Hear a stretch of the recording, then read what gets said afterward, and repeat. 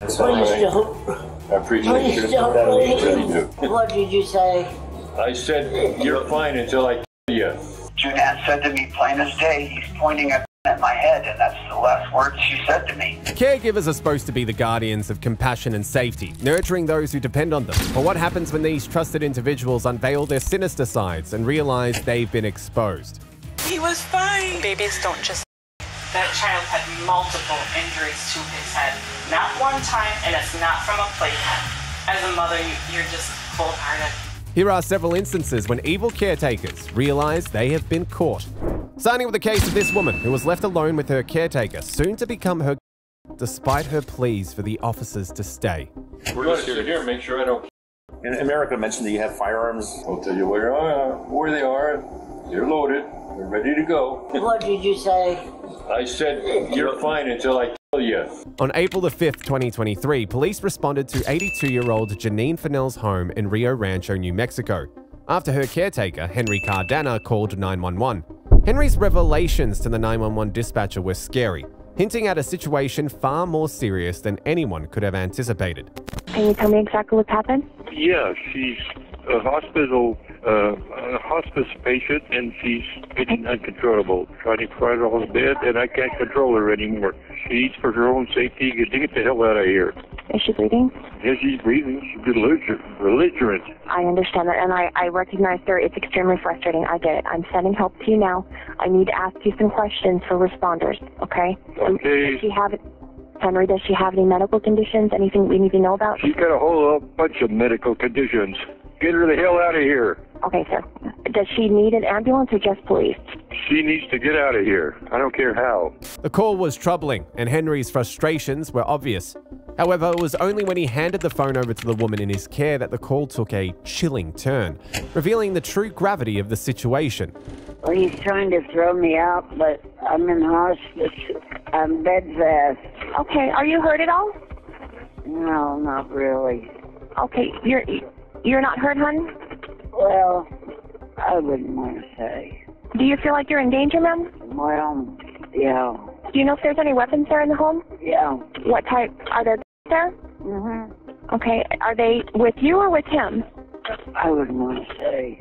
The woman was clearly trying to communicate with the 911 operator without tipping Henry off to what exactly she was saying. However, she did manage to offer one clear message that hinted at the underlying danger. He's been drinking this morning. Unfortunately, the connection was lost, and she realized no one was listening on the other end. Despite the inconclusive end to the 911 call, 2 Rio Rancho police officers accompanied EMS to the home of 86-year-old Henry Cardana and 82-year-old Janine Fennell that morning. Little did they know their visit with this elderly couple would lead to the most horrific incident later that day. Upon arrival, the officers could feel the tension thick in the air. Janine looked worried, laying in bed, while Henry seemed worn out and desperate. Henry repeated his plea for the officers to take action, his urgency making the room feel even more tense. You are taking on, you have undertaken a huge responsibility and a huge burden, and this is my first time out here, so I don't know any of the backstory. We've had everybody out here. I am going to echo what Fire is saying, is that maybe you have reached your threshold. I've reached kind of mine. You want to talk to a couple of friends and find out how far I've gone with her? They can't believe it? No, I don't need to. I believe that you've please sit down. You make me more comfortable. I believe that you've done. But at this point, I think, like I said, I'm going to echo the Fire. I think you may have to reach out to more advanced care, because when it all comes down to it, you have to take care of your own health. Because if you're not healthy, how are you going to take care of her? Told that before. Even without knowing what would happen later that day, it was obvious that Henry was exhausted. The couple was clearly struggling with minimal assistance. The officer tried to make them see that their situation just wasn't sustainable. And again, if she does have another fall, I think I saw, was it last week she had a fall? Yeah. If she has another fall, are you strong enough and able-bodied enough to pick her up? I can't straighten her out in bed. She needs straightened out of bed. I don't have the strength to straighten her out in bed. You don't have any family in town? I have a son. Have a son. Works. My wife works. Are they here in Rio Rancho or in Albuquerque? Yeah, Rio Rancho, over there. That was on. I haven't seen him in 2 years since COVID started. We've been shut off. I mean, we're alone here. As Henry's distress became evident, another officer arrived, bringing news of a potential solution from a social worker, a long-term facility for Janine's care. However, Janine's reluctance would only add another layer of complexity to an already tense situation. So she I'm said... not leaving you. Okay. Well, okay. That's just what she told me. I'm just relaying the message. So she said that she would talk to you, and she said that you need to calm down when you talk to her, I guess. Because I know you're frustrated. I know. I understand. I haven't slept in 4 days, but... Yeah. So that's what she said. So she said that she would contact you, or you can call her, and she'll talk to you about the plan. Wonderful. All right. Everybody wants to talk about something, but nobody does anything. So Erica said you can give her a call whenever. I called her earlier. Chance. Yeah, she said. Myself. Yeah, she said you called her about 7 o'clock or so. Well, whatever time it was. Yeah. So. Been up since 3. Don't know what you guys could do. Yeah. Well, we're just sit here and make sure I don't her. Bye. No, you're fine. Just Attest to that. The officers brushed off the veiled threat as a joke, but Janine's serious demeanor hinted at deeper concerns. And you just don't want to go anywhere else, huh? No, and this is my home too. That's understandable, but you also have to have a little patience with your husband. Is it your husband? No, it's not my husband. Oh, no, I'm partner. Sorry. Your partner. Okay. I'm sorry. You have to have some patience with him. He's doing the best he can, and you can also understand the frustration he's having. That he's trying. Because he's also limited in what he can do for you as well. That's right. And so it's all frustrating he for can him. do- Because I'm sure he wants to help, but there's only so much that he can do. You understand what I'm saying? I understand that. And And I'm sure you both get frustrated when it, and well, I get very tempers get a little bit. frustrated. Yeah. He starts screaming at me at 6 o'clock in the morning. So 3 o'clock too. So why is it that you don't want to go somewhere else where you can get I bet that. like 24-hour assistance? She's been in various nursing homes. Oh, I see. And if she has to wait more than 5 minutes for something, she goes ballistic. Oh. Same thing here. I can't jump like a little boy. I'm on sit. That's not very nice. I get to the point I can't take it. So you both have to be patient, ma'am. You got to be patient with him, and you got to. Patient for a I long understand. time. I know you're frustrated. And America mentioned that you have firearms. You're a firearms guy. Huh? Oh yeah. Nice. I'll tell you where they are. They're loaded. They're ready to go. You want to see him? No, we're good with that. We don't need to see him. I see there's one probably right there in that case, and I see one over there. That's empty. Oh, okay. What kind of firearms do you have? Were you a hunter? I'm not going to tell you. Were you a hunter? I'm not going to tell you, no. Oh, I am. I'm a defender. Oh, there you go. I'm both. I like folks that have. Okay. Because I have. Appreciate that. Yeah. That's why I'm just conversation is all. And after 8 o'clock at night, when I answer the door, I have a gun in my hand. There you go. You got to protect yourselves. Whenever it's dark. Yeah, for sure. Sounds good. As the conversation continues, Henry's darker side briefly surfaces. Yet what's more unsettling is Janine's desperate plea to prevent the police from leaving. Alrighty, we're going to get out of here. Erica said you can give her a call whenever you get a chance. Please don't. I appreciate Please it. don't. Really do. What? You're very welcome, Can't stay sir. here all day. Yeah, and that's why One of you stay. we can't, ma'am. We can't. Yeah, we Oh, can't. yeah, hey, let them babysit you. Give me a day off, okay? Doesn't work that way. Yeah, and that's why I'm saying you might consider getting the assistance from Erica, because Erica's willing to get you somewhere. I don't Get you want some to go assistance. somewhere. I know. I get it, but you can't This get. is my home. I know. My things, my paintings, I know. my things are here. I get it. And he's in charge of, he's my POA and supposed to be taking care of me. Yeah, but he's limited. He can't do a lot of things that other people can do. I understand that. And And I don't ask anything unreasonable of him. okay. Are you all going to be okay? I'm with fine. me? All right, everybody calm. Don't say. You didn't hear that, right? Oh. What did you say? I said, you're fine until I tell you. All right. He's threatened to do that. That won't happen. That won't happen. Yes, he has. The police missed an opportunity to separate Henry and Janine and speak to them individually regarding the threats. A few questions might have revealed whether these were words of warning or just dark banter between two frustrated partners. So far, Henry and Janine had been asking for help in their own ways, a fact that became evident in the concluding moments of the visit. Alrighty, folks, we're gonna get out of here, okay? Okay, fine with me. Do you have any questions while we're still here? Do you have any questions about Are you a man's man? Do you feel safe? Are you a man's man or a woman's man? I'm not sure what that means. Are you going to listen to Macho? You Macho? I listen to everybody. Hey, they're like this. They're macho, okay? We're gonna take care of you. That's what they're here for. I Yes, just ma'am. want to know. The police assured her, stating that they were to listen to both sides. However, Janine was skeptical about whether they would take an old woman's fear seriously or if they had already made up their minds about Henry, the self-described defender. Alrighty, folks, we're gonna get out of here, okay? If you do need us, give us a call, alright? Alright, sir? You bet. It's Henry, right? Right. Okay. Oh, you can't shake Ma'am. my hand? I sure can. Hey, doggy, your doggy's blocking the way over here. He's taking care of you. And if you ever want to All right, just ma'am. drop in unexpectedly, You take care, okay? Feel free. And consider getting some help 24/7. Where? You know, I know this is your home, but it's something to consider. There comes a time when we all need help. That's all. Can I have a card? Sure. Are you going to come back at Jack? We can. If you need us. If you need us, yes. When? If you're driving by, I'll stop in, please. Okay. Do.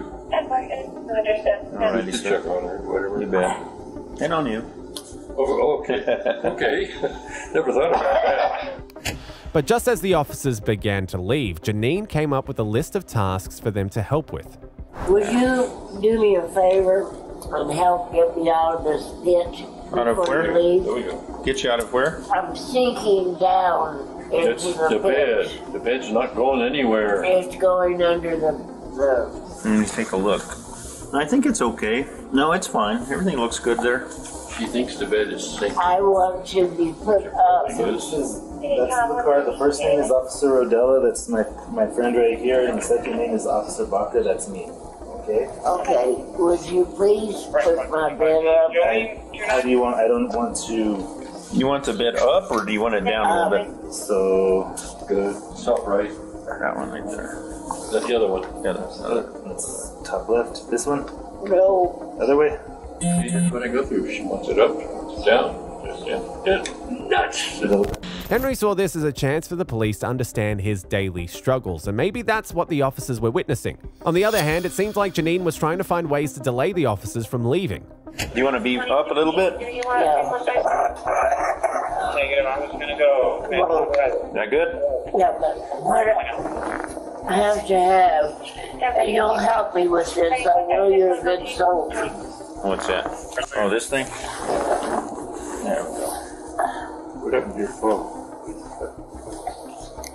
And he agreed in front of you to always leave the phone where I could reach it. Henry, Huh?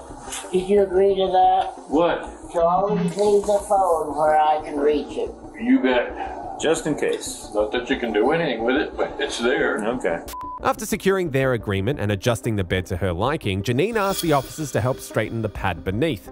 How's that? It's okay, except right here. On top? Okay. It's hurting. Never right. I mean, just go on. I'm sorry. It's okay. That's alright. Let's see. It looks like it's straight now. I think we're okay. There must be something under there. Yeah, everything's fine. Oh, you got it. There we go. You got it, officer. There we go. How's that? Good? Wait, on this side, see, They're ready to go. They got other things to do. excuse me, just pull it on this side a little bit and you'll be fine. I'll grab it. I'll grab it real quick. What is it? I think it's okay. All day long. Yeah. I think we're good. Thank you. You're welcome. Henry, we'll see you. Oh. Good luck. Good luck. I need that. Bye-bye now. You take care now. All right. Thanks, you. And give Erica said you can give her a call whenever I'll do that. whenever you're calm, she said. So you look fine to Well, me that's now. not going to be calm, Joe. Yeah, and just don't talk too loud. I know you have a loud voice anyway. Just talk to her. Could you do me a favor? That way she doesn't get all... Get me a Coke from the refrigerator. You're still not done. Please. Please. Get out of here. Go away. Not gonna get it for me. The officers didn't stay to ensure Janine got her soda, but that was probably the least of their concerns. However, a few hours later in the afternoon, police in Rio Rancho, New Mexico rushed back to the scene after a 911 caller reported something very troubling about their elderly neighbor. Summer winds in Western Hills. Summer winds in Western Hills? Here fast. All right, what's going on there? There's somebody that's really, they're screaming, hollering, somebody got... I don't really know. Just get somebody over here. Upon arrival, the police discovered Henry in a distraught and almost incoherent state, lying helpless and just inside his doorway. Who else is in there? Who else is inside the house? Okay. What's going on? What happened to his head? Go ahead and start EMS. Come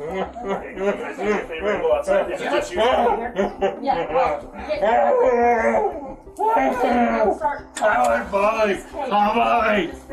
Come on. Got him down for what? Yep. Come on. You got anything on you? What? No. Are you sure? No. 527 PD, if you haven't already, go ahead and start EMS. 445B, scene secured. The officers were now busy trying to figure out what had went down. Janine, who had been chilling on the bed early in the morning, was now and Henry was freaking out on the floor. As officers scrambled for answers, neighbors recalled Henry's desperate cries for help. But amidst the chaos, one question lingered. What truly transpired in that house? With suspicion heavy in the air, all eyes turned to Henry. All right, sir. I'm going to have you put your hands behind your back. Give me this hand. Shoulder. I got you. I got you. I got you. We're going slow. We're going slow. We're going slow. I'm going slow. Shoulder. Shoulder. Yep. No, shoulder. I got you. No, shoulder. I got it. I got it. Did I do that? You were here earlier. I was not here earlier, no. Well, who took care of me earlier? You were here earlier. They took care of me earlier. Yes, sir. Okay, so you're going to roll towards me, all right? I know. I got.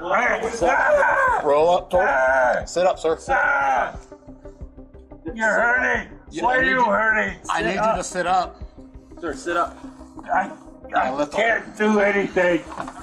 There we go. His legs. I need to breathe. I can't breathe. Okay, I'm gonna have you stand up, all right? Ambulance right outside for you. Here we go. 1, 2, On your feet, okay? 3. I don't know where that. God, why are you hurting me? To the front door, sir. To the front door. We're gonna step outside. I'm not going anywhere. So I got him on pretty loose. I'm not loose. Whose car? I'm gonna lock him so bad. Is that? No, that hurts. You're hurting. I got you. I got you. Please. No. Here. Lean up. Lean up. Lean up. Thank you. Better? That helps. Okay. Did I do that? Nobody responds to that, and Henry's mood wildly shifts from one extreme to the next. So nobody else is inside the house. You can advise PD to do that. I can't call your attorney. Call the attorney. I want to say a word. Okay, that's your right. Don't hurt me. I want a lawyer. One will be appointed to represent you before. No, I asked for a lawyer already. Go yourself. You can decide. I already asked for a lawyer. What rights did you hear me? And not answer any You didn't hear me at all. You're not listening. You didn't help me at all. Earlier, it's all your fault. You guys caused this. Do you understand the right? No, I didn't hear a word you said. Do you want to? I didn't hear a word you said. Okay, I would be happy to read it for you again. I don't hear you at all. Listen to it. I don't hear you at all. I'm sorry. Okay, stop yelling for a minute No, and I will. I won't stop yelling. You caused this. You didn't stop me this morning. It's your fault. Not yours personally. Henry was becoming erratic, at one point adopting an apologetic tone briefly. However, it was only a matter of seconds before he veered once again into a kind of irate despair. There's a car over there. We'll figure that out. I don't know who it is. Figure it out right now. Okay. That's my... Listen to me. My important things are right, my dog. Listen to me. I'm going to read the... Hey. No! No! I'm in no condition. You can't talk to me. I'm in no condition to be talking to you. No! Oh, no!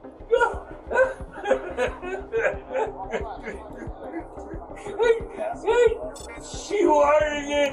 Henry's final statement only opens up the door to further questions. Perhaps the most reasonable assumption the officers could draw was that Henry was attempting to comprehend the events himself. I think she knew it was coming. I think she knew that was going to happen. Considering Henry's proximity to the truth, it became evident from the 911 call that morning that Janine was profoundly worried about her safety. Henry's cooperative attitude with the officers in the morning has now transformed into belligerence that afternoon. Why is my attorney not on the phone? I read through Miranda, but he was yelling and screaming at me the whole time, so it's not really a good Miranda. What's but his it's name? What is your name, sir? Is it Henry? Henry, right? Yeah. What? What's your name, sir? My name's Henry. Henry. This is what we're gonna do, okay? No, whatever you do is not okay. Call Molly. Let her know what happened. I'm not asking you, I'm telling you. I'm telling you. That's not how this works. No, that's how it works. No. Yes, that's how it works. We're gonna put you in the back of a police unit. I know that. Okay, I'm just letting you know. Are you hooked up to oxygen right now? I need oxygen. Where's your tank at? Inside? I don't have a tank. I use it's portable. Are you okay to take the portable? Have you guys seen how big it is? I don't know. Well, if you let me go, I'll show it to you. The police declined to accept Henry's offer, and it wasn't long before his anger resurfaced. Oh, God damn it! Why are you freezing me? You know what the temperature is out here? Well, you better find out, because you're freezing me. I'm sorry. God, I want to cooperate. I want to know whose car that is, because I think if it's there, they can take care of my dog. There's somebody in my house with that car. There's nobody in your house. We went through your house. There's nobody in your house. You were here earlier, were you not? Did I not ask you for help? We tried to help. And you did not help me, did you? Whether or not that was true was for others to decide. Henry was clear and straightforward that morning, but he was quite the opposite that afternoon. Indeed, he appeared to struggle to comprehend the situation. Did it really happen? Did it happen? You're not going to tell me. Did it happen? I don't know what happened. Can you listen a little bit more? Just a little bit more. They should be... It's cold. Don't you know it's cold out here? I know, I'm standing in it too. Well, we're gonna get you... God damn it, put a blanket over there, some goddamn thing. Before the officers could settle Henry in, it was time to escort him down to the road. The strain, coupled with the emotional toll of the day, proved too overwhelming for Henry to bear. Henry, stop this. I can't hold you up all day.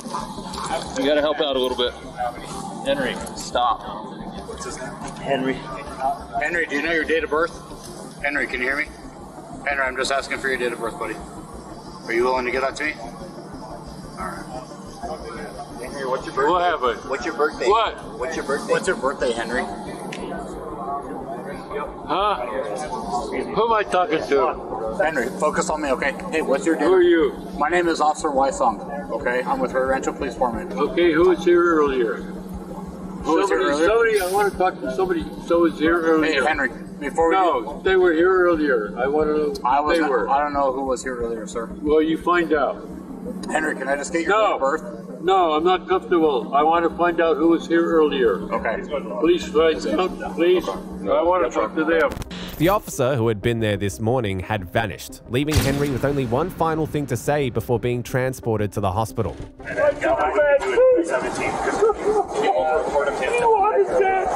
The fire department took Henry to the hospital, where he spent the afternoon being evaluated before being booked into jail. Police spoke to Janine's ex-son-in-law, Michael, who, although living in another state, was deeply affected by the tragedy. He disclosed to detectives that he was on the phone with Janine at the very moment the incident took place. I talked to Junan for another 10-15 minutes, and then Junan said to me, plain as day, he's pointing at my head, and that's the last words she said to me. Did you hear any muffling? I heard a noise, but it wasn't like was like a scraping sound, but immediately after that, Henry started screaming, hysterically screaming for about 20 minutes, because I listened for 40 minutes, and I'm yelling into the phone, somebody pick up the phone. I heard the neighbors come in, I heard the ambulance come in, the police come in, and nobody ever picked up that phone. At the hospital, Henry started complaining about the police. He seemed to insist that they hadn't done enough when they were at his house that morning. Well, can't you call in to find out who I saw earlier this morning? Yeah, I can try to help you with that. I would appreciate that. Any specific reason why you wanted that? Yeah, because they were talking to me about the condition I was in and a problem I was having with the lady that there was a problem with. Oh, lady, okay. Yeah. Okay, then they'll have more information on that, correct? Of course. They'll have more information on that in regards to, like, what you're talking about. I want to know what they thought at the time. Okay. It was very important. I was very upset at the point, and they were supposed to be helping me. Do you remember if it was a man? I don't know their names, but it was earlier this morning. Was it a man or a woman? Two women, two men. Two men. Two men. Okay, 1 second. I mean, something went wrong. Oh, God, something went wrong. Did something really happen? That's what the other officers are trying to find out. Oh, no. No, couldn't have. No, I didn't. No, no, it didn't happen. Lower your voice. Okay. We're in the hospital. Regardless of whether Henry could bring himself to face the truth of what had happened, it didn't change the fact that Janine had. Henry was charged with first-degree, which was eventually modified to a second-degree charge. Henry was released from jail to await trial on house arrest with GPS monitoring. If you thought that was shocking, wait until you hear about this babysitter who maltreated a baby, took him to McDonald's, and even had a meal herself before returning the lifeless child to his mother. This is the third time we've had a discussion with you about a child, an infant in your care, and now one is dead. He was fine. Babies don't just... I would never kill a baby. On October the 18th, 2018, the search for 31-year-old Marissa Tatort began after a tragic incident involving a baby named Benson, whom she had been babysitting. Earlier that day, Benson's mother arrived to pick him up, expecting to find him peacefully asleep. Instead, she discovered the unthinkable. Benson had passed away while in Marissa's care. Panic set in as Benson's mother dialed 911, desperately seeking help. When police arrived at Marissa's location to question her about the events leading to Benson's death, they found that she had fled. Marissa was already on their radar due to prior maltreatment cases, making her disappearance even more alarming. Tracking Marissa's cell phone led police to a nearby hotel where she was found with her boyfriend, Adam. Upon being confronted by the officer at the hotel, Marissa initially denied knowing why they were there, insisting she did nothing wrong. Morning, Adam. Morning. Is Marissa here? What are you guys doing here? Please, Adam, just cooperate with us, okay? We'll explain everything in a second. Well, you already charged her. What the f? Adam, stay here. No. You guys are harassing the hell out of us. And she already got charged. We'll be at court. Why you gotta come here? Well, because we need to talk to her about something new. Something new? Yep. Marissa, I need you to wake up. Why are you guys here? Because we wanted to get away. We got it. From what? Everything. Isn't it against the law to come stay at a hotel room for the night? Can you get up so I can talk to you? This is a very important conversation we're about to have, okay? Tell me about taking care of him today. Oh, I was just watching him and he was fine. Okay. What time did you start watching him? I think it was like almost 4. So, what happened? Anything? Tell me about how long he was there and what you guys did. Did you feed him or? I fed him once and then he slept and, well, we went outside when they first got there a little bit, so. It was you nice and out. the kids? Yep. Okay. Was he dressed in what? He was dressed in a snowsuit and a blanket. Okay. Long it was after, but she called and she's like, I'm putting my clothes in the dryer and then I'll be there, and then like 15 minutes she came there, so. Okay. Did you have him ready, or did she get him ready? Yeah, I had him ready. I left him in his car seat. So. Okay. How long had he been in his car seat? After McDonald's, it was only like half hour, 45 minutes maybe. Okay. It was right after McDonald's. I just left him in his car seat, and then you didn't take him back out? No, because usually she's there at like 9:30. So. She failed to ask about the circumstances or show genuine concern, focusing instead on trivial details like her activities at the hotel. Her reluctance to engage with the officer's questions and her attempts to divert attention raised suspicions about her truthfulness. Her calm and unconcerned demeanor betrayed her supposed innocence, as she showed no curiosity about why the police were knocking on her door late at night. So the reason we're here, Brittany, I'm sure you must be asking yourself this, right? Not Brittany. I'm sorry, Marissa. You have a sister, Brittany, right? Yeah. The reason we're here is...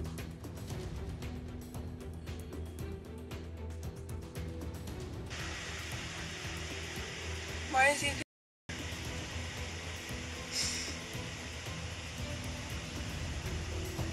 We were hoping that you could shed some light on that. I don't know what. Marissa? That. And I need you to tell me what happened. I don't know what happened.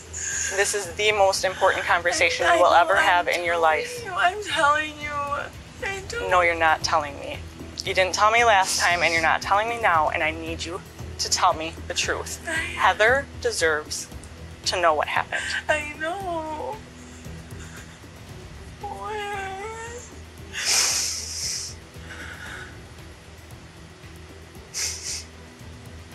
telling you the truth. No, you're not. I am. I don't know what happened. I promise. I understand that things get frustrating, especially with you being pregnant and having a child of your own. They weren't frustrating. I promise you that.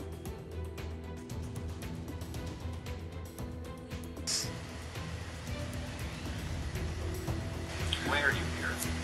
Huh? Why are you here? Because I got a little money from a car accident, and I wanted to go swimming and stuff, but by the time she picked the kids up, then I wanted to go in a hot tub, but I don't think I can when I was pregnant.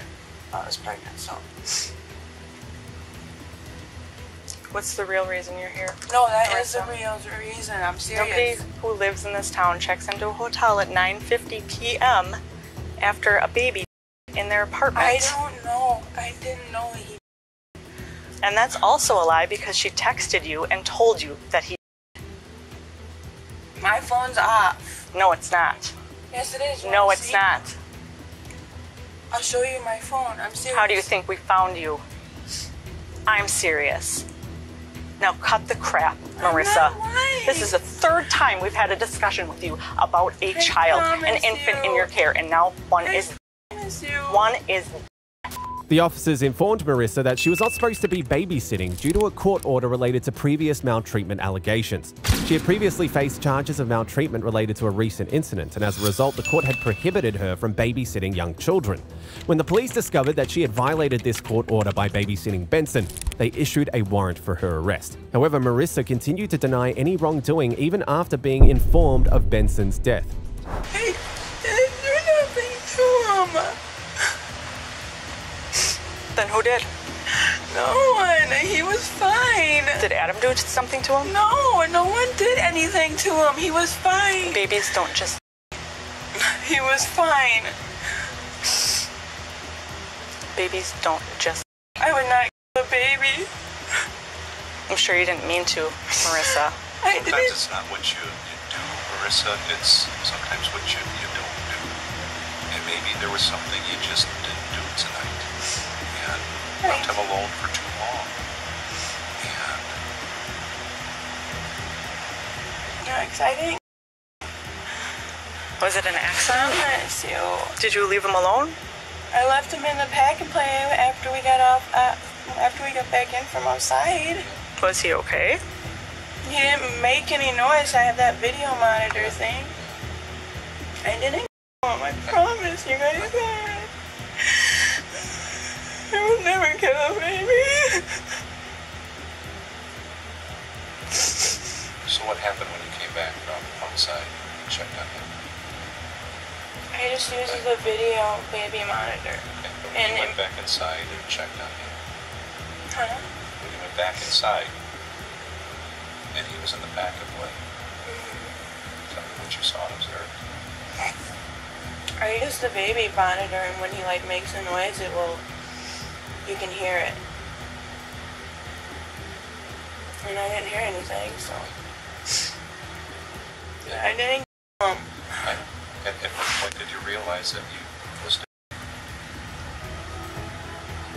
I don't know. In the back of what? I didn't kill him. Like I said, there is things that you commit, things that you do, and sometimes as a result of things that we don't do, bad things happen.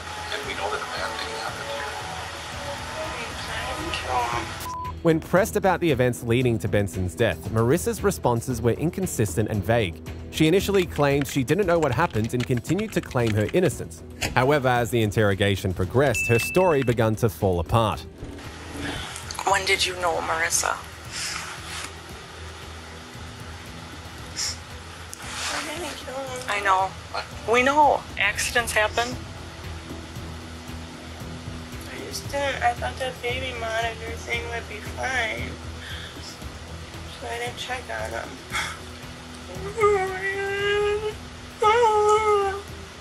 How long? It's okay. Oh my God. We can talk through this. I'll get you some tissue, okay? Oh my God. Oh my God. Sometimes things happen, but we need to know the truth, and that's all, okay? I just did check on him. I had the baby monitor, and I didn't kill him. Okay. Oh my God. And sometimes... So, how long was it that you didn't check on him? So start over. It was like after when like before Adam got there, I checked on him. And did you know then? But I didn't kill him. I know. Oh my God. How did you know? How did you know? Just because it was been that well, he does sleep that long, and like, but I don't know, he like felt cold. And I was scared. My boyfriend wasn't there and everything, so oh my God. I'm sure it's scary. How did you find him? How was he laying? I put him on his belly. Okay. And how did you find him? He was like just on his belly. Where was his face? In the on like this. Face down. Could you? I'm just trying to. So, if this is his face and this is his back, and you put him like this, and you didn't find his head turned anyway, it was just straight down? I think it was. Was there anything coming out of his mouth? Or No. Okay. No. And he felt cold then? And that was before Adam got home? I thought before. What time do you think it was? I don't know. I almost got there at like 6:30. Yeah, and then let's check him out. Check. Benson at like 5:56. This revelation escalated the seriousness of the situation, unveiling a twist she never saw coming. It's a pretty specific number. What makes you remember that? I don't know. I'm just like guessing in between. Yeah. Oh, 5:50 Yeah, to 6 o'clock. 5:50 between. Yes. Sorry, I thought you meant 5:56. Okay. And then, what did you tell Adam? What did you tell Adam? I didn't tell Adam. What did you do then? I just left him. Okay. Did you go to was McDonald's? scared. Yeah, I we went to McDonald's. After finding Benson unresponsive, Marissa's actions raised suspicions of guilt. Instead of seeking immediate help, she dressed him in a snowsuit and took him to McDonald's.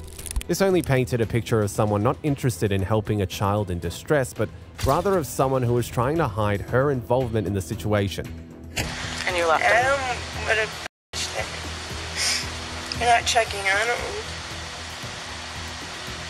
Did you think she wasn't going to notice, or? Oh, yeah. And she was or wasn't going to notice? She was going to notice.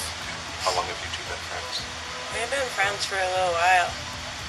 Like Adam worked with her stepdad. And have a forensic autopsy conducted on him, okay? And I just want to make sure that everything you're telling me is the truth, because we're going to know. I know it is. I didn't.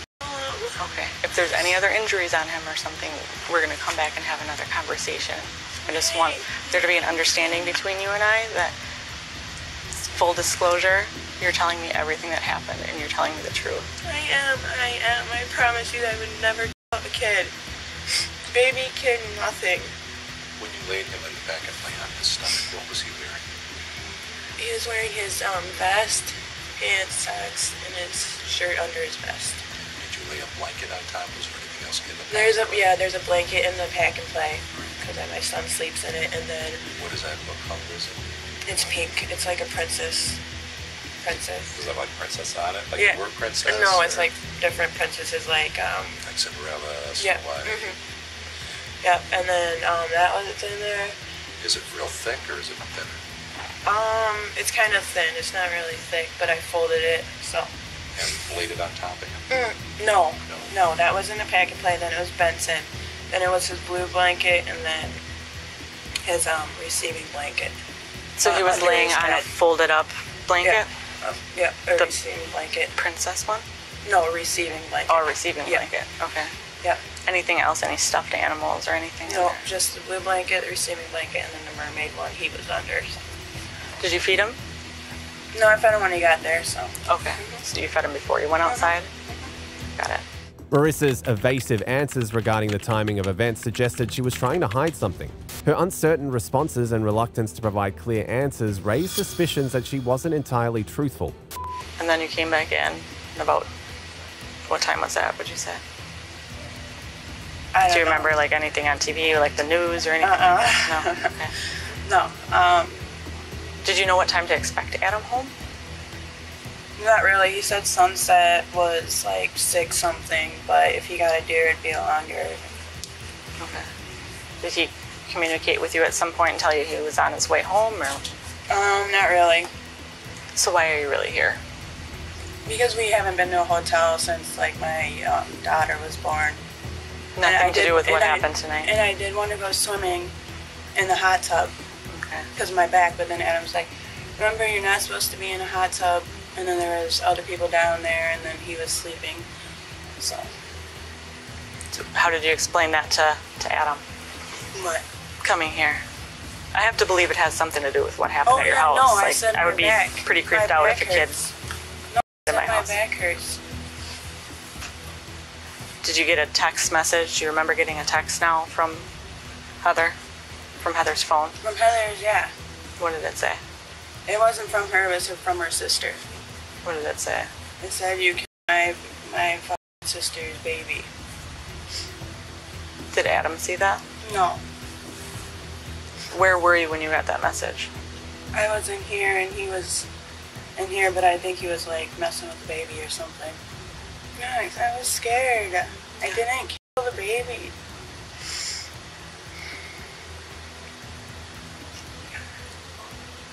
And then how long after she left did you come here? Like 5-10 minutes. And sometimes things like that do happen, and we're going to find out shortly if what you're saying is true, and I hope that it is, okay?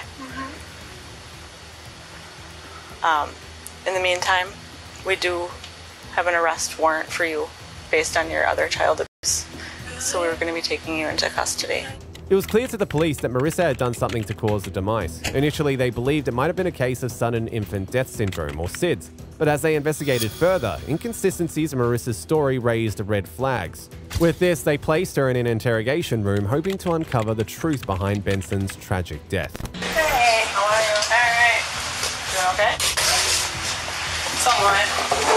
Yeah, because I didn't get my meds until yesterday night. So I was like, it's a little better now, though? Yeah, because I got it finally. Yeah, it wasn't good. Okay. So, before we get into anything specific, is there anything that you, having had time to think about what happened, and I know it was all kind of a whirlwind the other night, having time to think about it, did you remember anything, have anything to change about what? Not really. And I can say, without a doubt, that what you're telling me is not true. Heather deserves to know the truth about what happened. And I want you to tell me the truth. It's important for you, it's important for Heather, and it's important for your future, quite frankly. Because it's a serious matter. About as serious as it gets. Did he fall? No. Like I said, we went outside a little while after they got there. I put him in the thing, and we just sat outside and played. It was like an hour or less. We went back in, and put him on the couch, and put the receiving blanket in the playpen, and put him in the playpen. He's got very severe injuries to his head. Yeah, I don't know how. I'd like to give you an opportunity to explain yourself. I promise you I did not do nothing to him. Promise. That's why I asked you if he fell. No, he did not fall. The thing is, Marissa, is that science doesn't lie. I know. I would like to think that you're not some cold-blooded person. I'm not. And I want to believe that you do genuinely love children. I see it with you in person. I see it with the baby that you're carrying. And I'm sure you had a bond with Benson because you've been watching this for quite a while. I know I would never, I could never kill anyone in my life. Let's not even use that word. I could never. Something happened, and it may have been an accident. It may have been a fall. But something happened, and it was not that he went to sleep, Marissa. It was not. The turning point came with the autopsy report. Benson didn't peacefully. He had suffered a broken tailbone and several head injuries. Injuries impossible from simply being left unattended. So let's get over that. Wait, I did not do anything to him. I don't know what happened. Like I said, did he fall? I asked you. Not when I was around. He didn't fall. Well, you were the only one there, right? I know. Yes. I don't know what could have happened. That's not true, Marissa. That is not true.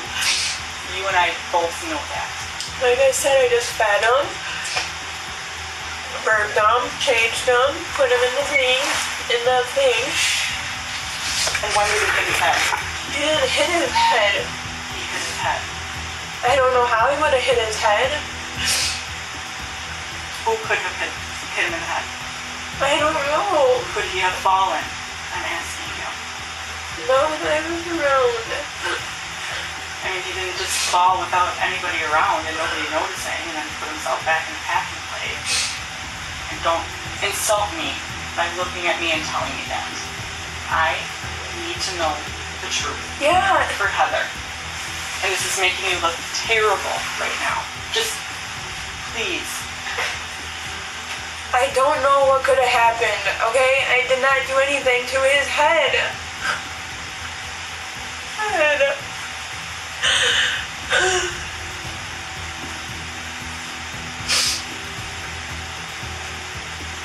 When the three of us were talking at the hotel in the hallway,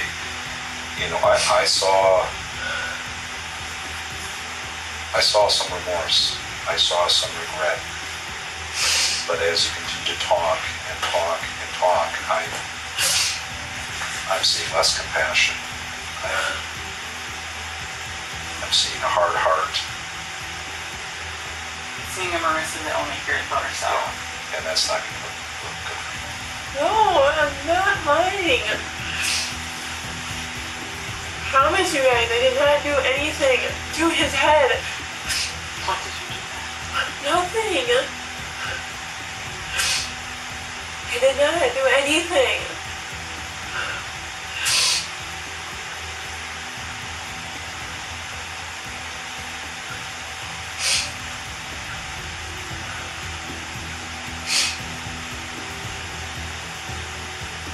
Would you like me to get some pictures and show you what that looked like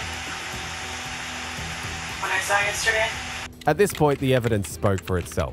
Benson hadn't of neglect. He'd been hurt. What happened to that little boy? I don't know. Who probably looked at you in the last moment of his life? It's disgusting, isn't it? That's why I don't want to believe that you're the cold-hearted person that you are being right now. I'm not. Then please. Faced with the mounting evidence, Marissa finally confessed. She admitted to getting frustrated with fussy Benson. I don't know. Maybe I put him down too hard, but I didn't kill him or anything. You didn't mean to. I don't think you meant to. No, could never. Where did you put him down too hard and how? Show me. I don't know, like maybe like that. Where?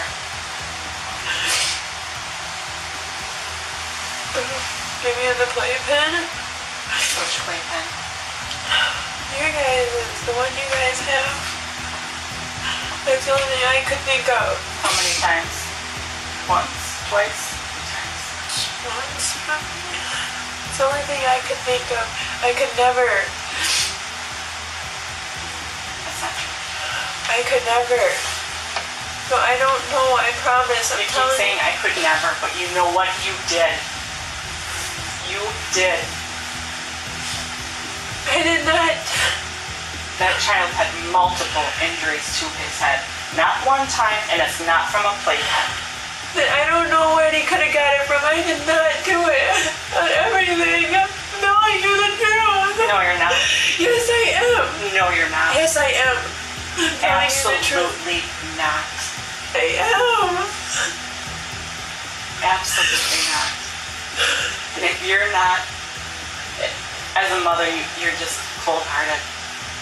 Yeah, evil.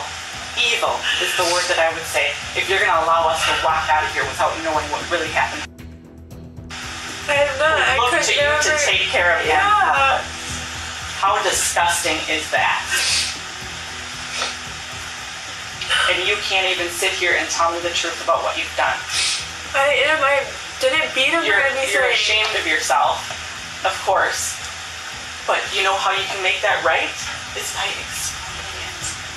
Saying, I had a lapse in judgment. I lost my shit for a little bit, for a moment in time, and I made a mistake. That I can understand. But what I can't understand is you sitting there lying to me. The placing of that heart in the playpen. I don't understand how hard you placed him at this point. I didn't think it was so hard, but obviously, I only did it once. I know it was more than once. It was only once. Her answers failed to convince the officers. They seemed to sense she wasn't being entirely truthful. But I do believe maybe you didn't intend to do it as hard as you did. So show me how you did it. I don't know. And I just placed him in there. Don't hold back. Were you mad? No. Were you annoyed? He's crying. No, I just placed him in there. Did you trip and fall and he... I know what you're saying, no. Didn't trip and fall.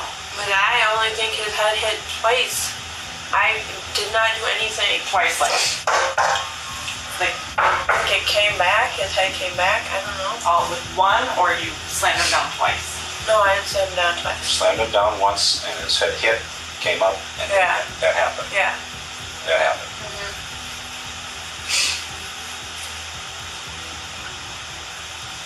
Did you let him go? Like, was it like this, and then you just let him go with him, and so he kind of fell as well, or did you have hold of him and he went like this, or was it Yeah, I think so. It was like this. Yeah. And then he.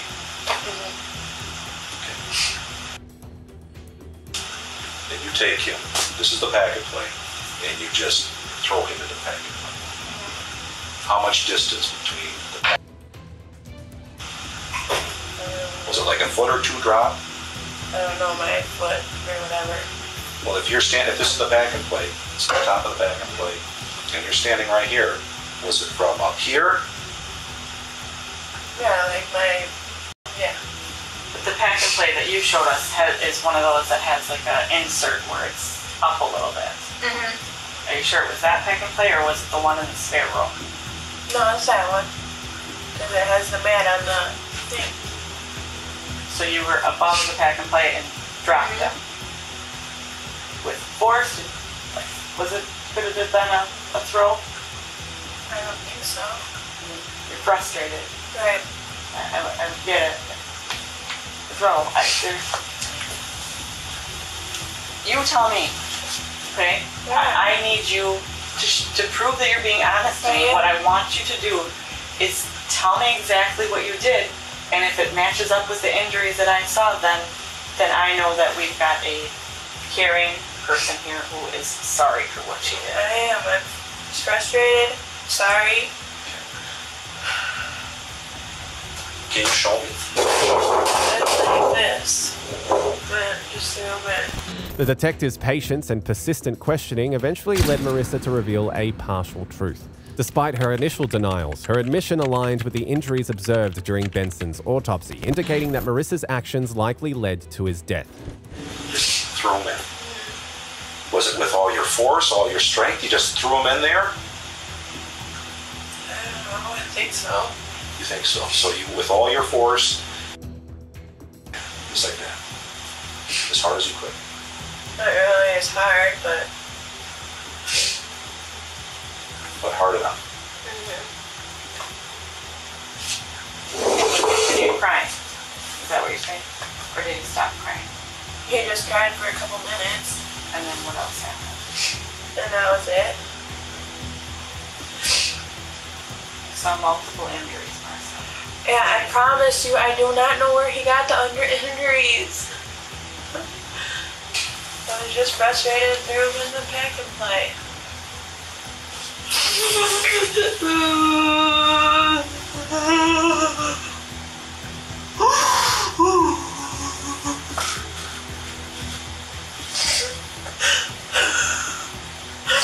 Oh yeah.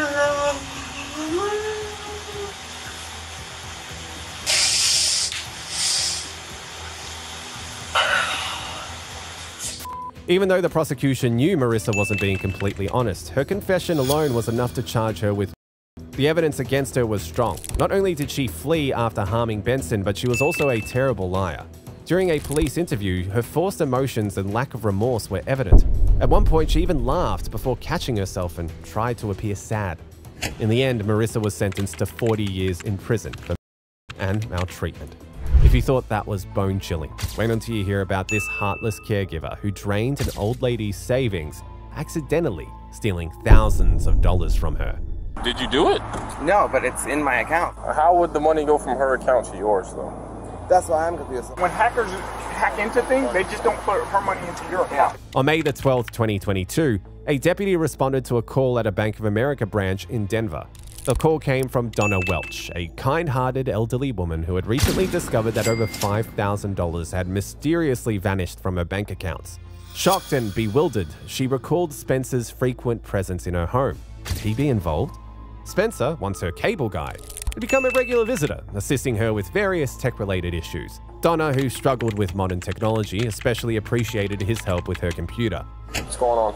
I have this kid that comes to my house all the time to help me out with my computer and stuff, and I do not belong to Zelle. Hey, you don't have a Zelle account? No. Okay. He does. How do the funds leave your account? Can you just kind of walk me through that? You never gave him your bank information? He knows a lot about me. Donna, despite her age and isolation, had always been vigilant. She never shared her bank information with anyone, not even Spencer, whom she trusted to a certain extent. Her sharpness and suspicion were raised when the deputy suggested contacting Spencer. That's his name, Spencer? Spencer Trinkle? Yeah. How much money did you lose? So far it's coming out to $5,000. Do you know where Spencer lives? No. But how do you know? He used to be my cable guy. You don't know anything about him? Well, I've known him 3-4 years now. I mean, you gave him your bank account information? No, he used to help me because I'm not. What do you mean he used to help you? Set things up. Ever heard the saying, speak of the devil and he shall appear? Well, as fate would have it, while they were discussing Spencer, guess who decided to give a call? Set things up. Our client called the local officer, so we have an Answer it. Answer it? Yep. Hey. Hey, Spencer. Hello? Hey, it's the Deputy Harrison, Clark County Sheriff's Office. How are you? Hello? Is Donna there? Yeah, this is Deputy Harrison. I'm talking to you right now. You keep breaking up. Hello? Just look at my thing. I know exactly what happened. So, like, now I gotta fix it for her. Okay, where are you at? Let's fix it. I'm in the Montex. Okay, do you want to come out to Bank of America down here in Palm Coast? Sure, can I talk to Donna real quick? Sure. Hey. What happened? What do you mean, what happened?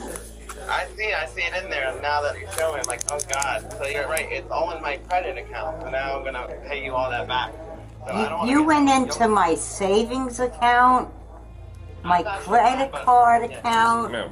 I'm doing Hey, Spencer. I'm doing a home equity loan, so you're gonna get all that back. How far are you? About 20, 30 minutes rather? 40? Yeah. Give me 1 second. Yes, I'll call you right back. Spencer appeared cooperative over the phone, promising to meet at the bank. His demeanor was that of a concerned helper, yet hints of nervousness betrayed his composed facade. Who's that? It's Spencer. Oh, answer it. Let me talk to him. Hey, Spencer, it's Deputy Harrison. Hey, I'm coming. sorry, Can I talk to Donna real quick though? No, because I got to ask you a couple questions too. Like, I got called here, so no big deal. I just want to ask you, get your side, get her side, and do my thing. Get out of here. I'm not trying to waste my time. Because I'm like, I don't want to get in trouble. I've been helping her. No, right now nobody's in trouble. Can I talk to Donna real quick too? No. When you get here, you can talk to her. That way we can just handle it in person. All right. If he keeps calling, we're not answering. Yeah, he keeps calling me. So, where do you work for, DCF? Yeah, so I work with you guys all the time. So I'm like, I don't know what the hell's going on. We'll figure it out. We'll take care of it. I'm not in trouble, right? Like, obviously we'll figure it out. No, dude. I have to ask. I have to dot my I's and cross my T's. Upon arrival, Spencer painted a picture of a long-standing relationship with Donna, emphasizing his role as her tech savior. However, his story began to fall apart when examined closely. Hey, what's going on, man? All right, can I talk to you over here real quick? All right, cool. Hey, I met you before. Yeah, what's good? Good to see you. So, can you tell me a little bit about Donna? Yeah, so I've known her for about 4 years now. Yeah. Basically, she has no family. So I kind of like, with her, sometimes she'll, what does she do? Like, you'll find her, she'll be passed out on the floor, hit her head, she's bleeding, she has all these cuts. So I always check up on her. I'll help her pick her up to the floor. So I just feel bad because she has no family. So, how would the money go from her account to yours, though? That's why I'm confused. But I see it in there because I didn't look, but now Can I see? I see it right on there. So yeah, it shows me in there. So I'm like, what the hell? That's all there. I'm like, I don't know. I'm like, if I wanted to do that, I'd be doing it this whole time. It'd be great. I'd be rich. I'm like, I've been helping her this whole time. I don't want to screw her over. Yeah. Okay. All right. That's $5,000, right? The $5,000. It has my name on there. Right. I see it now. I didn't check my credit account, but it's in there. And how much funds were deposited from her to your Zelle? That's what we're adding up right now. It's like $3,000. And is that money still in your bank account? It's not in there at all. It goes through the medical bills and through credit. Whatever it is, it's showing up on mine, so I'm going to have to pay her that. Okay. Which is fine. That's what I'll have to do. But like I told her, I'm going to recommend that she changes out her whole network to change all her stuff out. And Let me just read you just so we can keep asking you questions. Yeah. All right, you have the right to remain silent. Anything you say can will be used against you. What? That's scary. I don't like that. You know. Well, this is how the law works. We can't ask you questions and stuff without it. You have the right to remain silent. Do you understand these rights? Yes. All right, we can ask you a couple questions. Yeah. Okay. So you're receiving these funds. You're receiving these funds from Donna's account, right? Yeah, but we just found out. And you have Zelle. Yes. Okay. How long have you been with DCF? 2 years. 2 years. This is my calling to help the kids and stuff. That's why I like find out.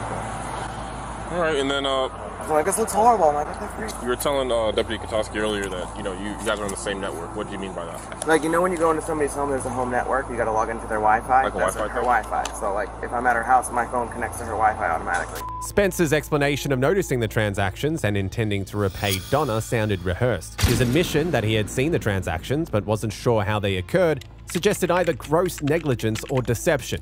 His insistence on the shared Wi-Fi network being a potential culprit added a layer of confusion and doubt. The deputy, sensing something was amiss, pressed for more clarity. However, Spencer's body language became more defensive and his tone filled with desperation. That's what gets me nervous though. Like if somebody can get in there. Is she familiar with like how electronics work? Like, kind of, sort of. Have you been teaching her? Yeah, I have to try to help her like install stuff and do all that stuff. All right, so you're free to go right now. Like, I'll be in touch with you. Okay. But I probably have to get a search warrant for both your stuff. I'm gonna be honest with you. So. A search warrant? Yeah, we got to figure out who took your money.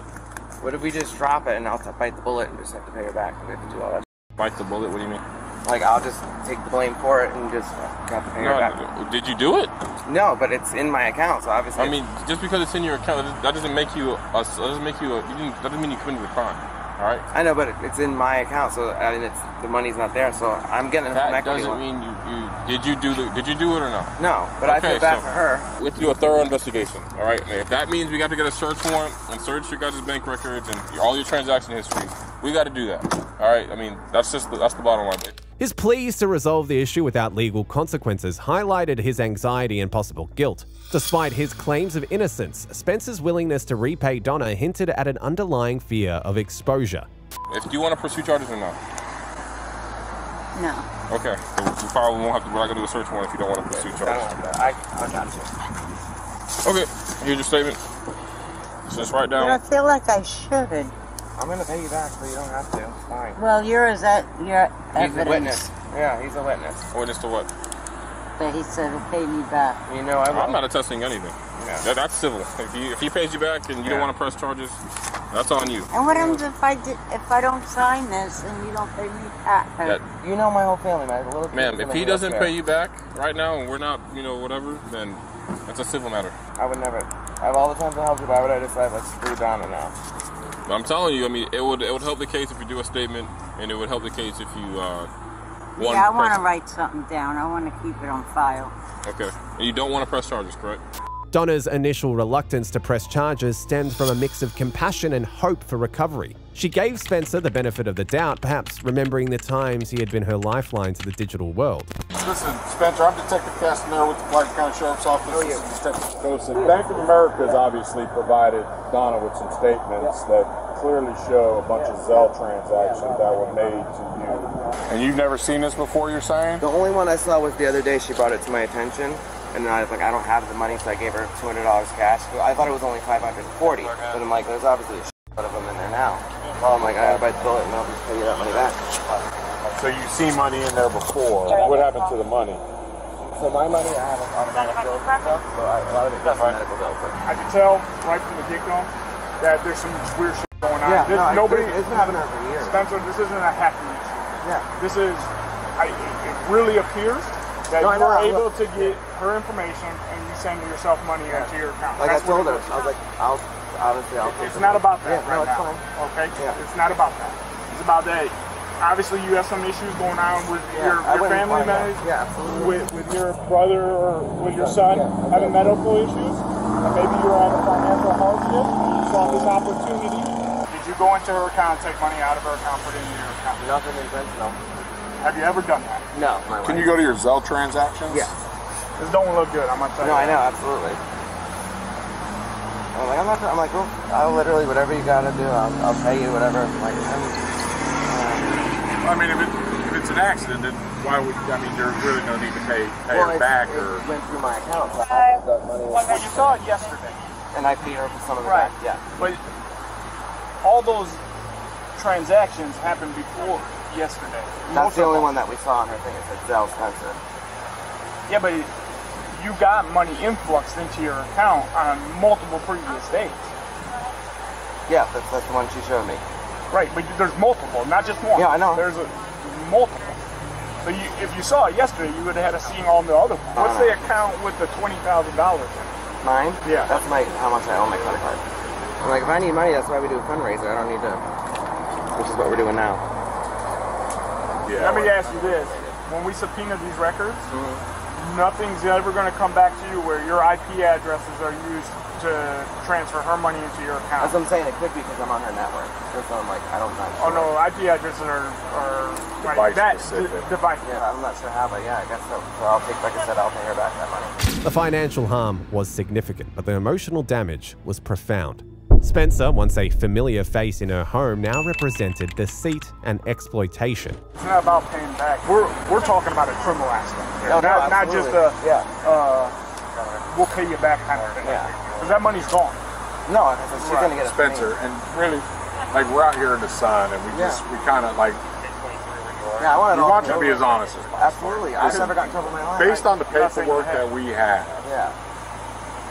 I'm saying you might overwhelmingly shows, right. You said that your child needs health care. Did you take the money from her? What do you mean not intentionally? So tell me how you would have done it unintentionally. I wouldn't want to do that. Yeah, if I wanted, I would say you wouldn't want to do it, but how would you have done it unintentionally? I would have asked her. Obviously, if not, then that's probably be funny. I understand what you're saying, but that's not what happened. Money came out from her account to your account. Okay, that happened not unintentionally. That was very intentional. When hackers hack into things, they just don't put her money into your account. How are you going to be able to make it right? Well, we have a fundraiser, so I got to take the money from the fundraiser and send that to her. So am I going to have like a record and shit now, or only she comes to charges? Yeah, I mean, what you're looking at is grant that. I know, that's what I'm saying. I don't want that. Where does the fundraising money go into? Like Facebook. Like the Facebook thing, it goes to my wife. And it goes to your wife? Yeah.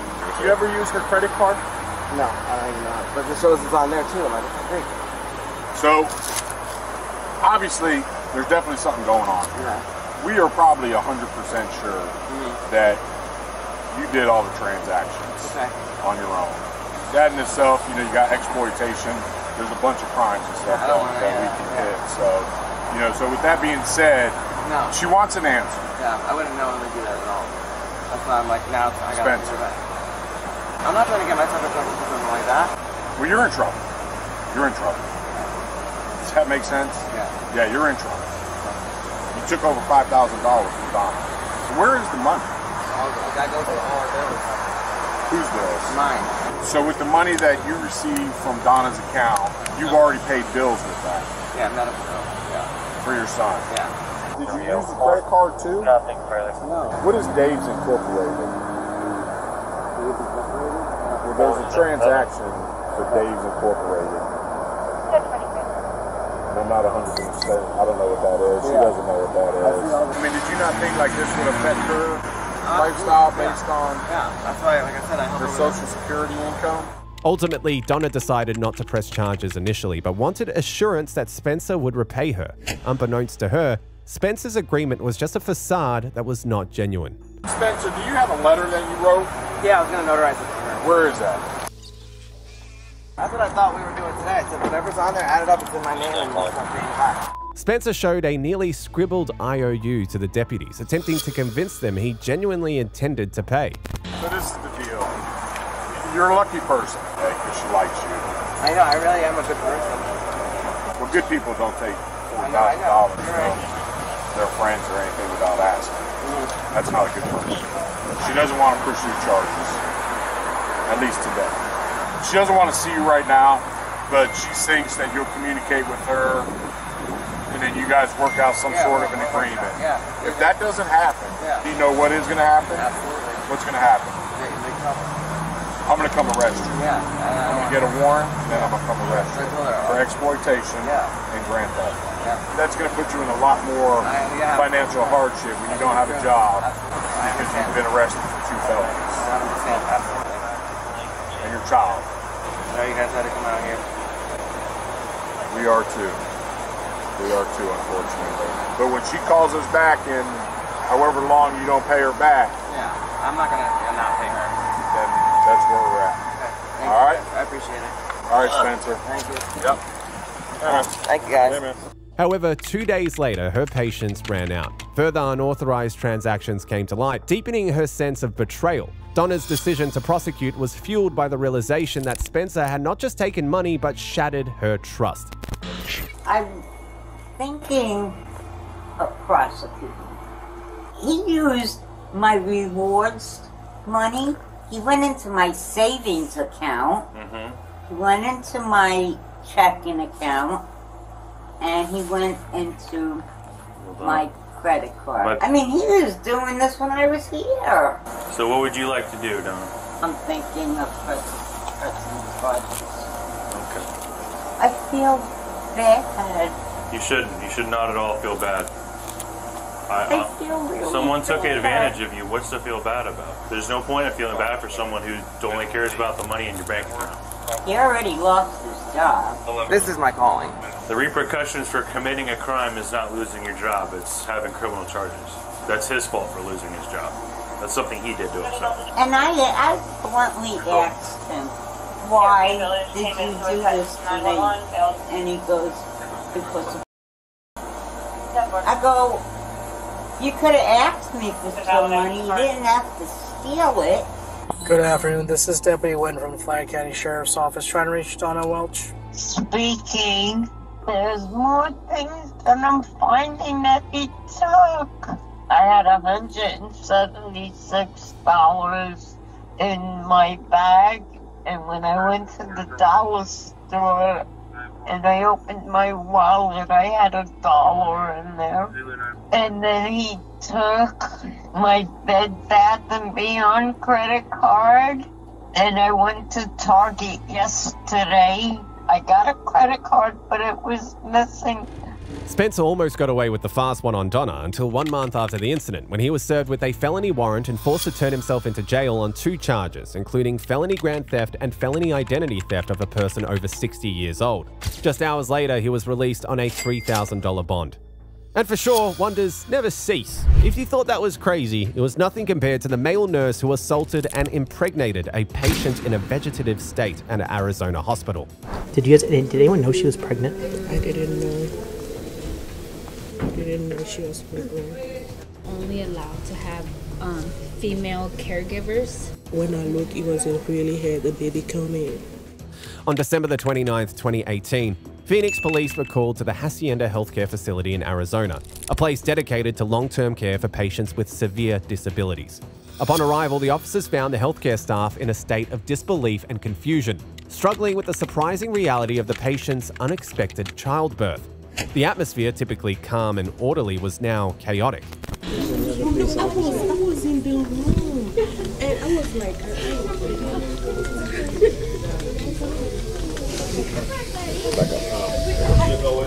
I was looking around, I couldn't see my car. I was down on Winston. I don't have no information. Oh my god, he's straight. He's just right there. So what happened? What do you see? She just step out because she's just in a little shock? Yeah, okay. She's very emotional. The tension in the air was thick, escalated by the frantic attempts to understand how this could have happened without anyone noticing. As the investigation began, first responders began with methodical questioning of the healthcare staff. Only allowed to have female caregivers. Okay. So I know mom, sister, and brother have been here to see her, but they see her out in the day room. I'm the UL, I'm in charge on the weekend. So during the week, I only work Friday, Saturday, Sunday. Does she get male visitors other than family? Does she ever go home? Wendy doesn't go home at all. Okay. She never goes home. Who's her lead, head lead nurse, I guess? Or is it just like a rotation? Yeah, it's rotation. The officers probed into the care routines, visitation policies, and whether any male visitors or caregivers had access to the patient. When I looked, it wasn't really had the baby coming. Okay. Did anyone know she was pregnant? I didn't know. I didn't know she was pregnant.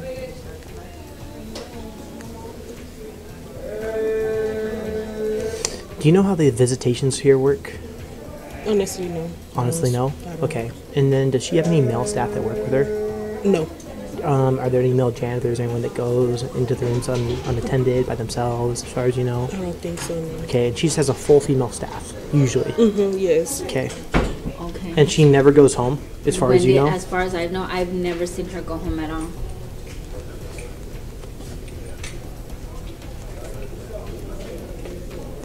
Okay. And then as far as you know, the only people that are visitors just family? Yeah, mom, dad, mom, sister, and the brother. Do we have all their info? Do they have a sign-in log or a visitor? The nurse just took it. Yeah, we have the sign-in log up in the front. Mom, sister, brother? Mm-hmm. Do you guys have any email, because I guess what we're trying to figure out is I understand. We have staff or anyone that has male access. staff, but Wendy is only female care only. Okay, so no males. no males ever go into her room, allegedly. Okay. And we only have two. One's PRN, and the other one only works certain hours, but we never have them on this side. There's a whole nother side on that side. Okay, so is this only female, like female staff area? So only females are allowed to, in a sense, work in this area with it too? Well, the guys come through here because we have another side that go that way. Okay. But they're always with the, they have their patient. Okay. The responses revealed a system designed to be secure and protective, yet somehow breached. The officers' questions highlighted a growing suspicion and urgency to uncover the truth. At this point, the investigation became more intense as officials dug deeper into the facility's records. Can we see where the other nurses went with her charts and stuff? Up in front where we come in. Okay, perfect. Do you mind staying with this one, Rosa? So we have a sign-in log that everybody has to sign in when they come in. Do you guys have any cameras in the facility, like that point out into the to the hallways? So we're under construction. So in here, I know that there's not. I know they're in there just in case tools get stolen. Outside the facility, I can show you where they just recently put them on. How do the visitation work here in the hospital? Do you know? I know they come in and they sign. Every time anybody comes in, they come in and sign. And from my understanding, it's people that are approved, so family members and stuff like that. So it has to be an approval reference how they get visited. Yeah. Okay. Do we have all the logs of how they've been signing in? Yeah, they should be signing in that book. In that big book? She knows more about it. She's in charge of it. Do you know how far back those go? No, that she would know. She would be the one to know. Biggest thing we're trying to get right now, and I know they're working on getting it for me, is just all of her medical records, primary care physician, nurses, visitor logs, tracking about probably 9 months back. Okay. Yeah. So, if you don't have to write it down, if we can just show us where it is, we'll do it ourselves. Okay. Yeah, if they can just make copies, even that'd be perfect. But mom, sister, brother are the ones that visit her. There's a sign-in roster for it. There's no cameras in the facility. So you need visitor log. I'm sorry. Visitor logs, primary care physician, primary nurse. Is it the same staff? No. It's a rotating staff. Okay. So, because that's like today. Staffing schedules. Are you looking For any male staffing schedules. So, yeah, it's going 9 months back. The staff's uncertainty and fragmented answers contributed to the suspense, hinting at a lapse in the seemingly strict procedures. The examination of logs and schedules gradually narrowed down the list of potential suspects, focusing on the possibility of male staff members or visitors having unauthorized access. The turning point came when Nathan Sutherland, a male nurse, became a key suspect. Despite initial assertions of strict female-only caregiving policies, Sutherland's involvement was uncovered through persistent investigation. The detailed cross-referencing of visitation logs and staff schedules alongside security footage led to his identification and subsequent arrest. The patient, having physically recovered, was transferred to another facility, while her son, born from this traumatic event, is about to turn 6. Nathan Sutherland's eventual guilty plea to charges of abuse and misconduct brought a sense of justice, though it could not erase the emotional scars left on the victim, her family, and the healthcare community. He was sentenced to a 10-year prison term. Then there is this ex-daycare worker who was arrested and jailed for allegedly smacking and shoving toddlers on the job. You go ahead and turn around for me. Can you turn around for me? Thank you. Hands behind your back. It's going to be for child endangering. Did you think something like this was coming down the pipeline? It's going to be for child endangering. Did you think something like this was coming down the pipeline? On March the 11th, 2023, officers arrived at Curry's residence to speak with him. They were seemingly polite yet firm, indicating the serious nature of their visit. Curry appeared confused but cooperative as he stepped outside to talk to the officers. Tensions built as they asked him to turn around and place his hand behind his back, informing him of his arrest for a serious crime. Hi, Michaela. How are you? I'm Officer Bailey. All right. You mind stepping outside for a sec? You go ahead and turn around for me. Can you turn around for me? Thank you. Hands behind your back.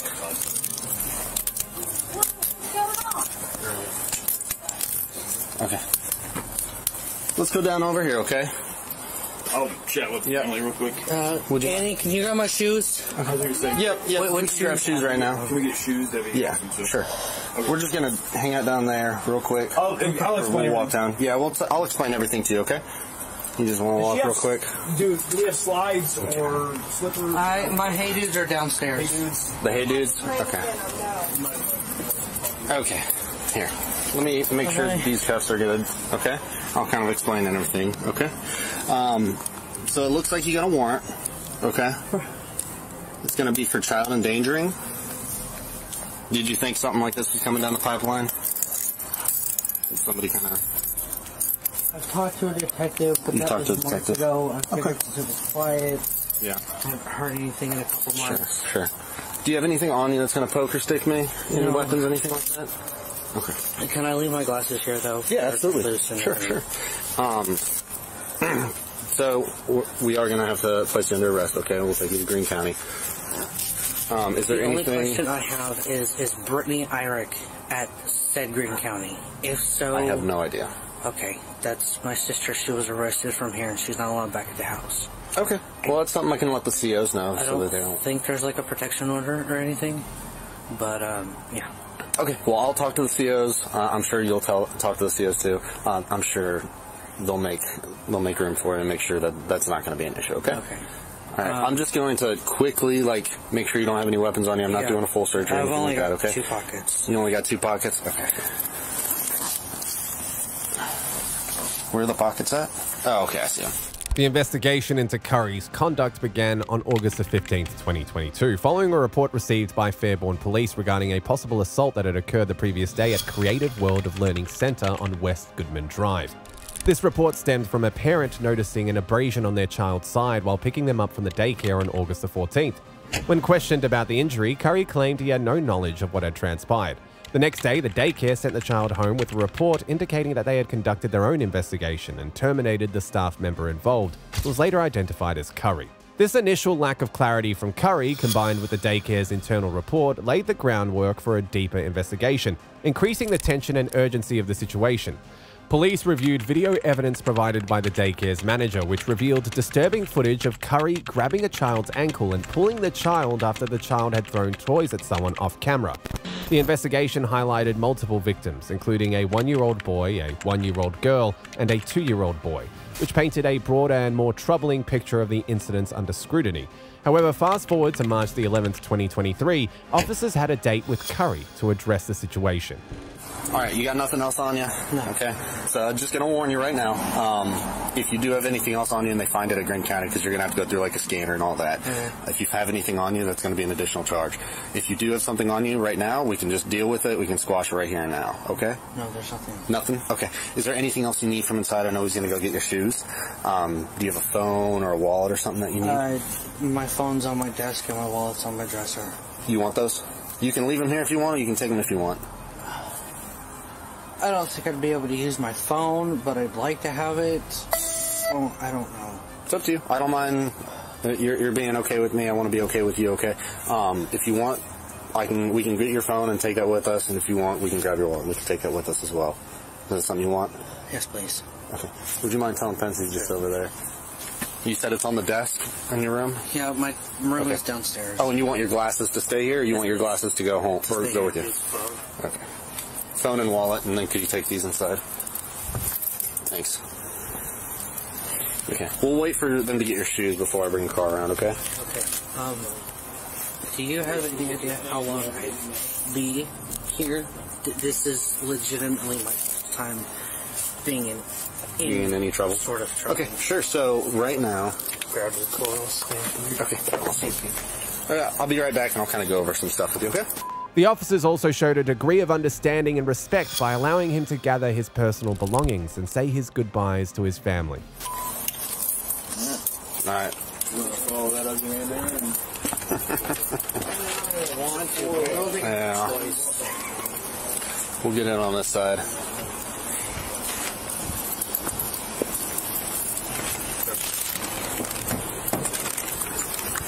Is there any way I can have it pushed to the front? If possible. If not, it's... Yeah, we can do that. That's fine. I don't mind doing that at all. You've been fine with us.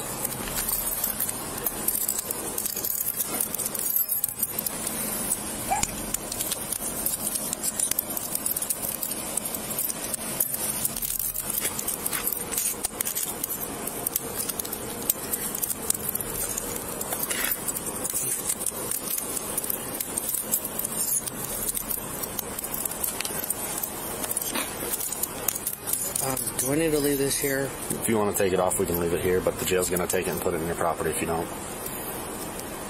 You'll have it when you get out of the jail. Nobody's going to steal it from you, okay? No problem, because that thing was $80. Yeah.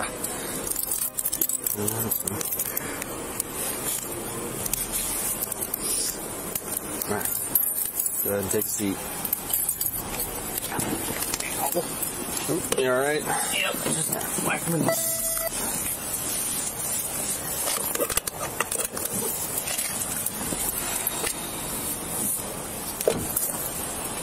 Curry had been found guilty of 4 counts of assault and 5 counts of endangering young ones. He was sentenced to 357 days in prison. Each day, a reminder of his crimes and the lives that he had impacted. Then there's the chilling case of a Kalamazoo babysitter who was responsible for an infant's death. The amount of injury that this boy sustained was astronomical.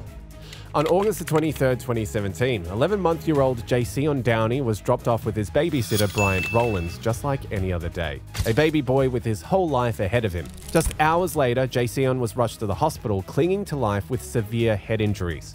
Bryant claimed it was a simple fall down a small flight of stairs, but the medical evidence told a much darker, more sinister story. Over the next 4 agonizing days, Jason suffered seizures and immense trauma from the horrific injuries. Injuries so devastating, so violent, they ultimately stole this innocent baby's life away far too soon. As the truth began to unfold, it became terrifyingly clear this was no accident. Bryant's lies brutally destroyed a family's future in the most unimaginable way. What evil could make someone hurt a precious child so cruelly? To get your side out there. Otherwise, like you've heard me say this before, okay? You don't want this boy's autopsy and the pictures of his autopsy to say your side of the story, because you're gonna end up being the loser. All right? Something happened that day, and I can tell you right now what the doctor said. The amount of injury that boy had, and I have all the paperwork right here. Look at the actual autopsy is dang near longer than the actual police report, okay? And the amount of injury, and I had separate interviews with these doctors, okay? The amount of injury that this boy sustained was astronomical. And it's absolutely impossible that the injury that he sustained in your house that day came from falling down the 18 damn inch step.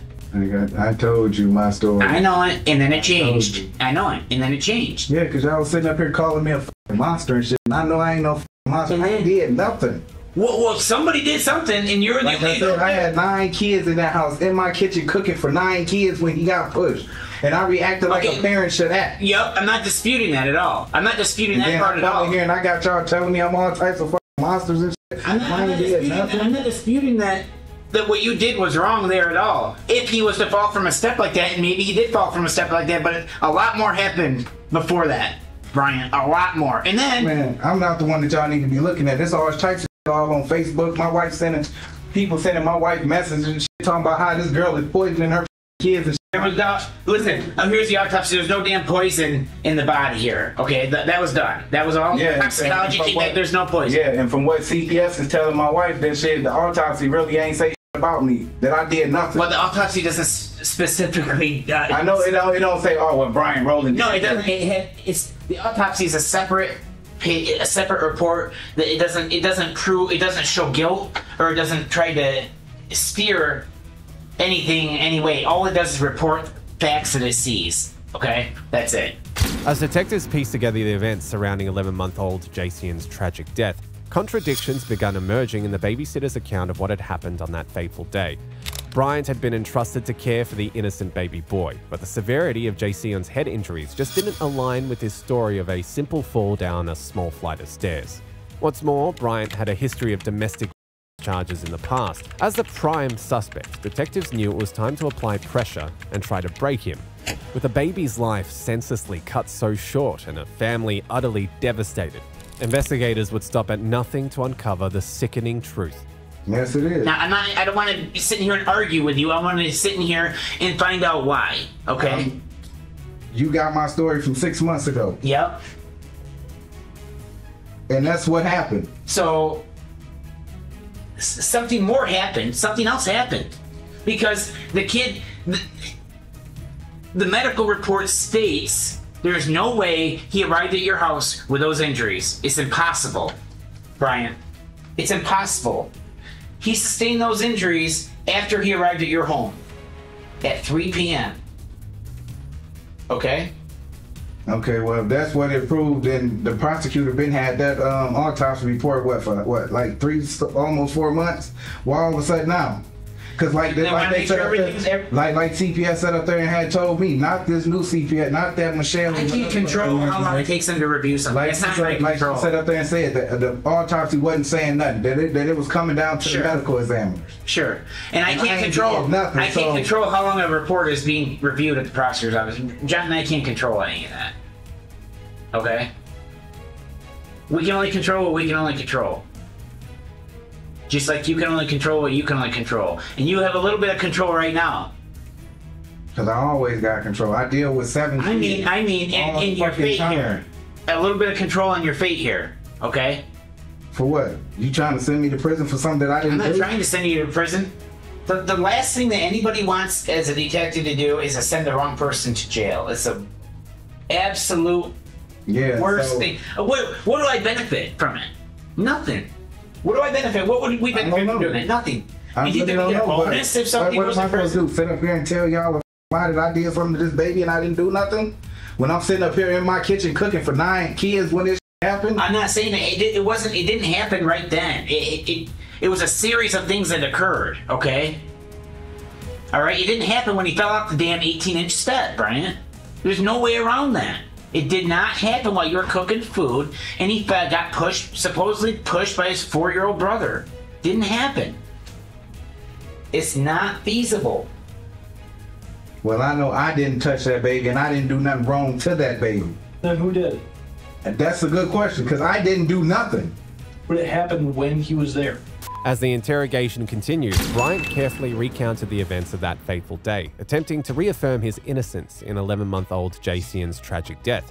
However, his own words seemed to paint a picture of a man who was ill-equipped and underqualified for the critical job of childcare. A man who devalued the fragility and immense importance of keeping babies safe from harm. This is about a baby. This is my life on the line. It is. So what? John, talk to your cousin. Now, if this would have been a grown man or something, then we probably would have had a problem. But this is a baby. With every added detail, Brian's statement appeared increasingly full of careless disregard for Jacian's well-being as an infant. Simple tasks like ensuring the baby didn't fall or deterring him from potential hazards seemed excruciatingly absent from Brian's priorities. As the interrogation continued, a disturbing pattern emerged. One of casual indifference to the care standards society rightfully demands of anyone watching over a child. And this indifference may have led to unthinkable consequences for baby Jacian.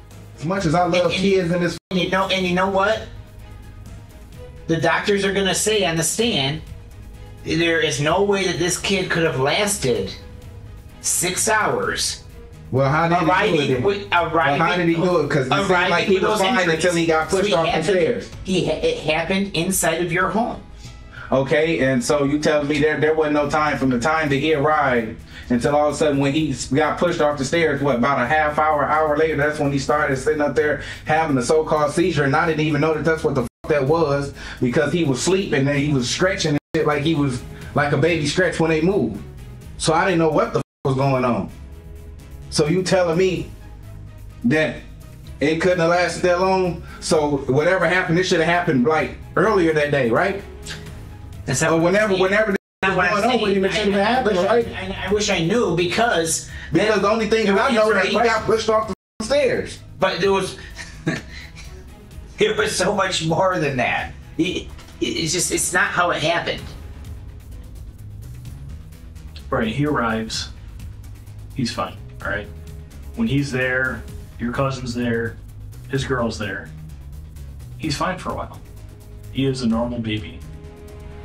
At some point throughout the course of that day when he's there with you, throughout those hours, something happens to him beyond just falling down the stairs.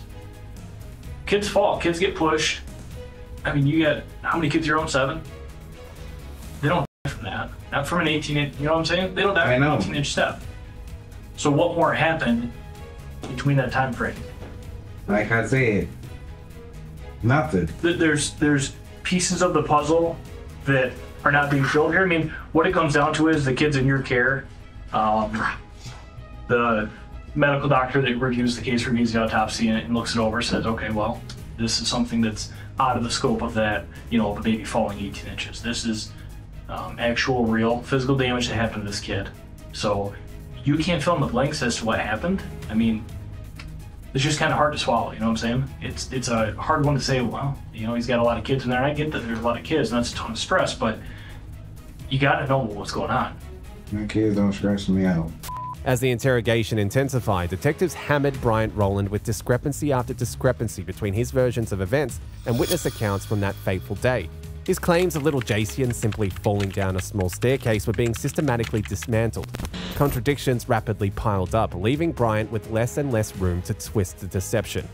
I know I didn't put my hands on that baby. I didn't do nothing wrong to that baby. Okay, so now, what about when you fell down the steps with it? Okay. Explain that. What time? What point did that happen? How many hours before? Today? That was what, like maybe an hour or so after he got there.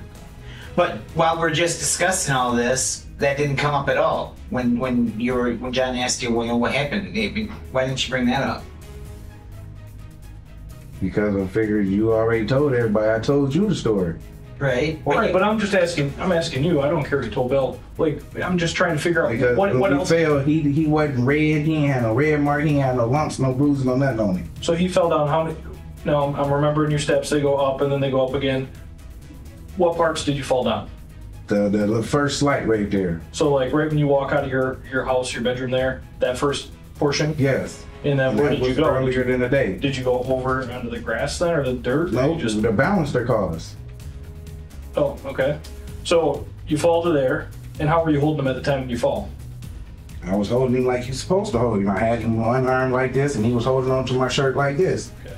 Then you just tripped and fell? No. Well, how did you just fall? Passed out. Oh, from what? I got a habit of passing out. I did not know that. All right, so you pass out. My body gets overheated and... Backed into a corner by the overwhelming evidence against him, Bryant suddenly claimed to suffer from unexpected fainting spells, a transparent attempt to create an alibi for 11-month-old Jason's fatal injuries. But the seasoned detective saw right through this blatant lie. Bryant then rapidly cycled to a range of psychological tactics to deflect blame, deflection, minimization, and appeals to his good character. A final deception to save himself. However, investigators remained steadfast and relentless in dismantling each excuse, each manipulation Bryant threw their way. You wake up, I mean, how long are you passed out for? Not that long, because I don't know, because my son was waking me up. Okay. Which son is this? My 5-year-old. Okay. So you pass out, you're not sure how long you're out for? Couldn't have been that long. Do you have an estimate? I mean, I have no idea. I have no gauge of this. Are we talking 5 seconds, 5 minutes, 5 hours? Maybe a possible of a minute. Okay. When you wake up, what's the baby doing? Crying. Okay. And I guess, do you have clarity at that point in time as to what the heck's going on or anything? Or I sat there and it started coming back, but I can hear him crying. Okay. So I picked him up, examined him. He didn't have no lumps, no bruises on him, no nothing. Where was he laying in relation to you on the landing? Up under him. When we fell, it's like I landed on top of him a little bit. Okay. So when you woke up from falling, when you come to, when your 5-year-old wakes you up, how are you laying? What position? On your stomach, on your back, on your side? Like my stomach. Okay, so you're on your stomach. I was on top of him. So the baby's underneath you, or around where? Did you say stomach, knees? And the stomach area. Okay. Because my legs and shit was all on the balancer. What's a balancer? Banister. Oh, the hand railing? Okay, gotcha. So your legs are up on that. Baby's underneath you. You hear him crying when you wake up, right? Is that correct? And then he doesn't have anything, no bruises, no nothing? He wasn't bleeding, no nothing. It's just wood, right? If I remember correctly? No splinters. no nothing. No. And you had nothing, no injury. No, I had a little scrape. That was it. And it wasn't even a scrape. Do you remember that first night we talked to you in here? The night it happened. You never, ever, ever, never mentioned that. We asked if even that even happened. John and I asked you, did you fall down the stairs? Did Jason fall down the stairs? You said no. No, it didn't happen. I mean, that's why we're struggling here with this. That's why. Okay. You feel me? We're struggling with it because let's say he did fall down the steps like that. Okay. That's not going to do it either. As the intense interrogation pressed on, Bryant's profound stubbornness and refusal to come clean only fueled the determination of the detectives to get to the bottom of things.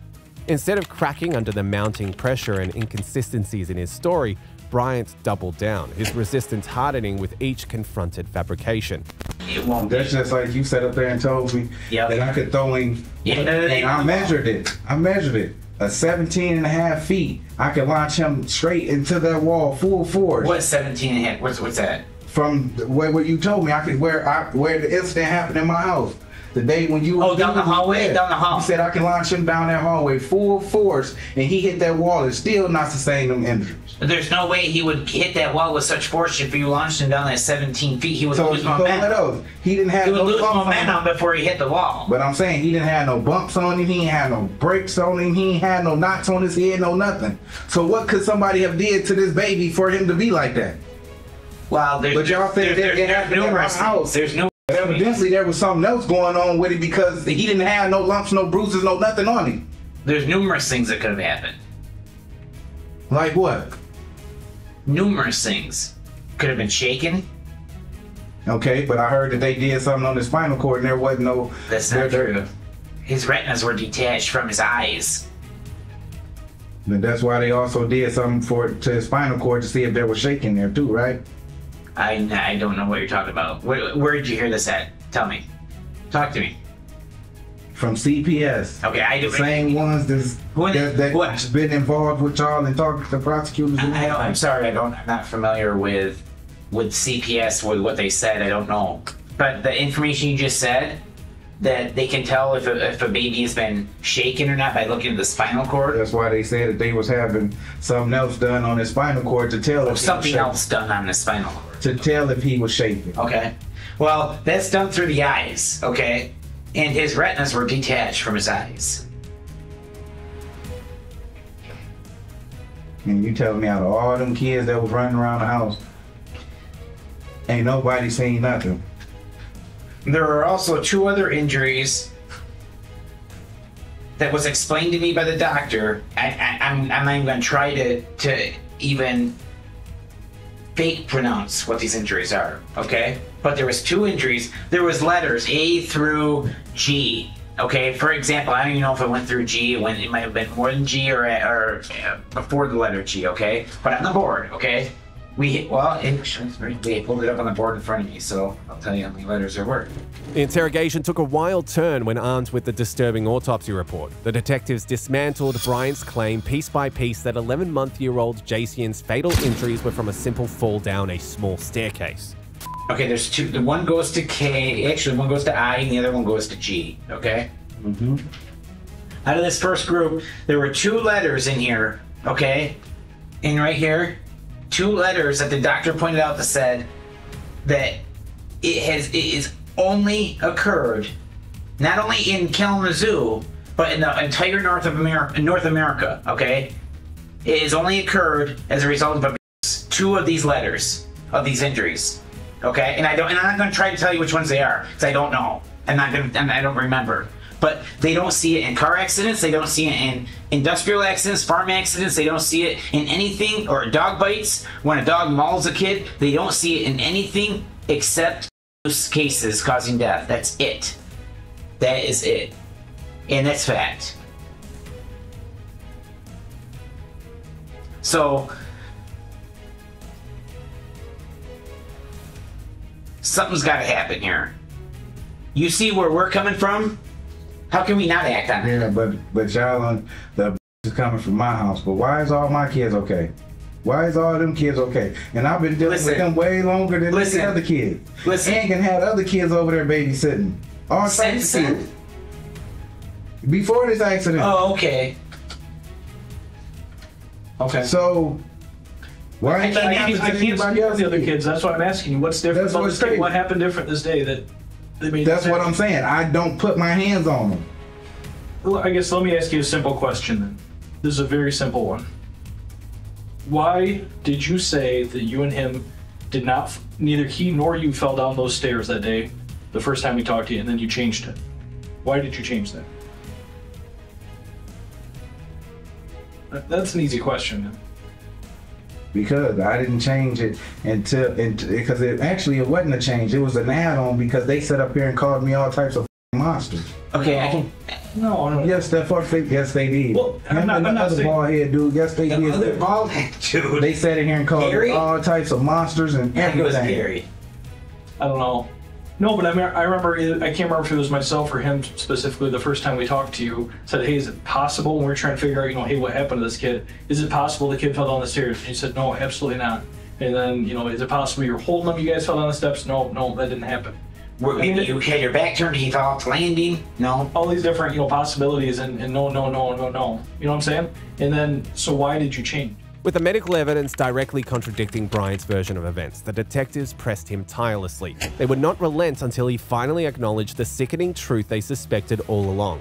Since he came to my house, you can even ask my wife when the time she was there babysitting. The baby ain't never cried.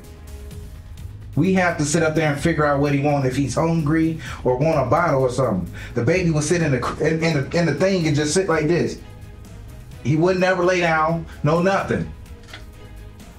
And then you talk about a Bruce, and then for how you bring your kids over to a stranger house, your other son don't want to come upstairs with some strangers, and you smacking him all in his head in his face to get him to go with some strangers. But I'm the one that's abusing the kids though, right? Ain't nobody looking at none of that shit. Everybody pointing the finger at me because she probably did this, then dropped them off onto me, and then the little shit that did have to react to all that shit. We went over that. No, we already talked to that's impossible. It's impossible. Sorry. I'm sorry. It didn't happen that way. That fall didn't trigger something else in the brain of this child. Didn't happen. And we asked. That was specifically that was one of the first things we did. Said, hey, is it possible this could be pre-existing? And then that fall triggered it. No. Sorry. So all these people that you say can vouch for you about, never raising your hand, never doing this and that, they can't vouch for you this exact time. They weren't there with you, right? And again, another thing that's hard to believe, home alone with 8 kids, not getting stressed. Not possible. Don't buy it. I mean, you're a human. Y'all just don't know me. No, I don't know anyone that wouldn't get stressed with 8 kids, man. Come on. And you're in the house all day. All day. I don't know anyone that wouldn't get stressed about that. There's a difference between getting stressed and going hog wild, but to say that you don't even get stressed about it, it's just a little hard to believe. The medical consensus was clear. Jacian's injuries could not have resulted from the scenario Bryant described. As the walls closed in, the detectives offered him a final chance at redemption. I've been sitting up there telling everybody, and it's even her close friends to her to even think she doing shit to her f***ing kids. But I'm the one that's on the chopping block for this. You think it's possible that he did it to himself? No, for him to say the injuries that he sustained, how could he do it to himself? Right, and it's not. I think you're, maybe getting the wrong. I don't know if you're getting the wrong, but whatever. We're not the ones that are saying this is the amount of force. These are the doctors that are telling us. I'm not a doctor, nor is he. All right, it's the information that's given to us. Hey, is this amount of force? Is it possible the baby fell from 18 inches? No, not possible at all. Okay. Is it possible that he fell down these flight of steps? No, that's not consistent with these injuries out there. Just like, if someone got shot in the head. All right, is this injury consistent with a gun? Yes, sir. You know what I mean? There's certain things that are consistent with injuries, and just that's where the amount of force things coming into it. That it took a good amount of force to cause these injuries. And the injuries were sustained while you were there, so any reasonable person's gonna say, okay, well, then he knows what happened to the baby. And he's the one responsible for whatever happened to JCN.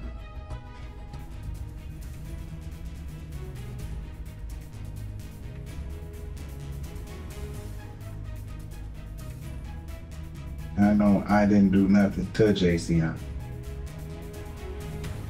Every like I said, everybody can tell you. I can have family members come over there and say, damn, how don't you hear this? Kids running around doing this and doing that. I let my kids be kids. I didn't have a childhood like that. So I let them do what they gotta do. If they not sitting up there each other, breaking each other or fighting or something, then there's no need for me to step in. So when you fall down the stairs with JCN, did you think at all, but maybe I should call 911 or bring him to the hospital, get him checked out? Did you consider doing it? No. Okay. Did he act normal after that? Yeah, he was acting like his same self. Okay. And when you called or texted his mother, instead of, you know what I mean? Like, why didn't you just bring him to the hospital instead? At this point, his body language betrayed his internal struggle. The detectives applied escalating pressure, their voices underscoring the gravity of the situation. I don't know. I don't know what to tell you other than what I already presented you with is what we're gonna have to, you know, and with. And what the experts have documented in their report, their medical reports. So if there's something more, like Bill said, if there's something more that slipped your mind that you didn't think about, like before when you didn't think about going down the steps. My wife can sat there and she done brainstormed the shit out of me. Well, it didn't happen to, when she brainstormed you, it didn't happen to stir up the memory that you fell on the steps with him. Because, did you know that I talked to her? Yeah. Okay. Did she ask you about it? Did she say why? And I told her. But what'd you tell her? Why didn't you tell her? Because I forgot. And she know how I forget. After being beaten your head with spade shovel and all that shit, remember some things you forget and some things you don't. That's pretty significant though, Brian. It's pretty significant. Don't you think? I'm not being facetious here, I'm being serious. Don't you think that's kind of significant? It's quite an important piece to tell 2 weeks later, and then never tell your wife until your wife is told in November. You didn't tell your wife for almost 3 months. And then I told her. No, actually it was sooner than that. No, it wasn't. I'll tell you when I talked to her. Talked to her November 7th. Talked to her a couple different times too. Here I didn't. How often do you pass out? November 6th. I pass out a lot sometimes when I'm standing in the sun for too long. If I'm walking down the street and get overheated, I pass out. Do you have epilepsy or do you have medical conditions? I can already ask the doctor. They can even look into it. So your wife from they thought they thought that it was because they said that I was a diabetic, but then they put me on this medicine and everything. It was still happening. Then we went to a different doctor and he come to find out and say, hey, well, guess what? You're not a diabetic at all. So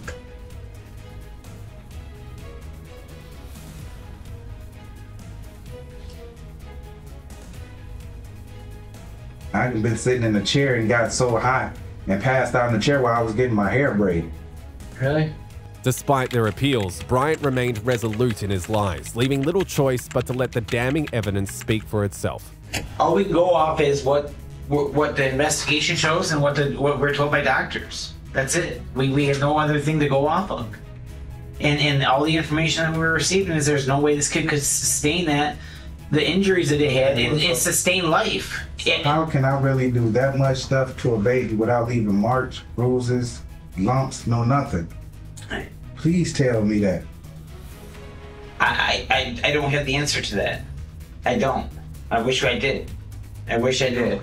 For just about all the kids that's from in Kalamazoo can all been beaten, can have marks, lumps, bruises, everywhere. I watch the news. I sit up there and wish these people be thrown in prison for that. But they all came back, the autopsy said they can have lumps, bruises, and beaten like this and like this and like that. But the only thing you can tell me is that the amount of force that was done to that baby. So what the hell could I have done to a baby with that much force? Shake it. I'm guessing. You're asking me a question. I'm trying to answer it. I'm just trying to give you an answer here. Shake it. Shake the hell out of it. Bryant's deception crumbled under the weight of the truth. In the end, he was convicted and sentenced to 12.5 to 40 years for his unthinkable crime against an innocent child.